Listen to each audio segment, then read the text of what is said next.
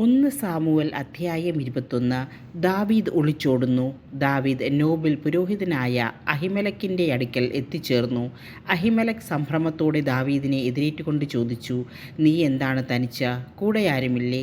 ദാവീദ് പറഞ്ഞു, രാജാവ് ഒരു കാര്യം എന്നെ ഏൽപ്പിച്ചിരിക്കുന്നു. ഞാൻ നിന്നെ ഏൽപ്പിച്ചയക്കുന്ന കാര്യം ആരും അറിയരുതെന്ന് എന്നോട് കൽപ്പിച്ചിട്ടുമുണ്ട്. എൻ്റെ ഭൃത്യന്മാരോട് ഇന്ന സ്ഥലത്ത് വരണമെന്ന് ഞാൻ ഏർപ്പാട് ചെയ്തിട്ടുണ്ട്.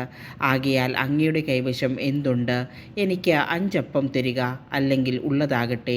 പുരോഹിതൻ ദാവീദിനോട് പറഞ്ഞു, വിശുദ്ധയപ്പമല്ലാതെ സാധാരണയപ്പം എൻ്റെ കൈവശമില്ല. നിന്റെ ഭൃത്യന്മാർ സ്ത്രീകളിൽ നിന്നകന്നു നിന്നവരാണെങ്കിൽ മാത്രമേ തരികയുള്ളൂ.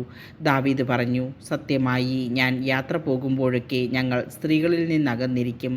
സാധാരണ യാത്രയിൽ പോലും എൻ്റെ ഭൃത്യന്മാരുടെ പാത്രങ്ങൾ ശുദ്ധിയുള്ളവയായിരിക്കും. അതിലെത്രയോ അധികമായി ഇന്ന്.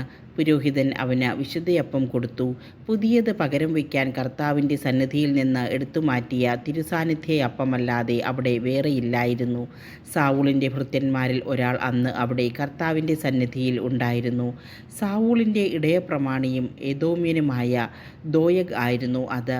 ദാവീദ് അഹിമേലെക്കിനോട് ചോദിച്ചു, അങ്ങയുടെ കൈവശം കുന്തമോ വാളോ ഉണ്ടോ? രാജാവ് കൽപ്പിച്ച കാര്യം നിർവഹിക്കാനുള്ള തിടുക്കത്തിൽ ഞാൻ വാളോ മറ്റായുധങ്ങളോ എടുക്കാൻ വിട്ടുപോയി.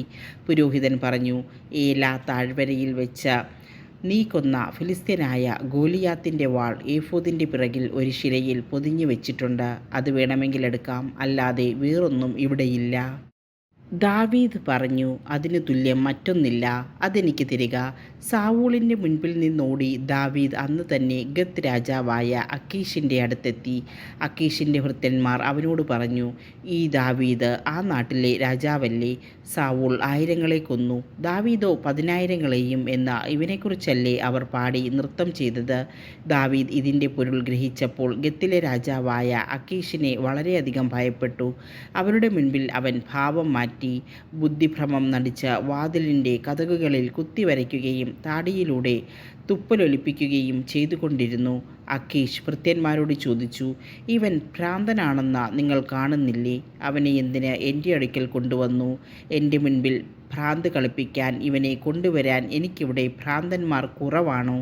എൻ്റെ കൊട്ടാരത്തിലാണോ ഇവൻ വരേണ്ടത്?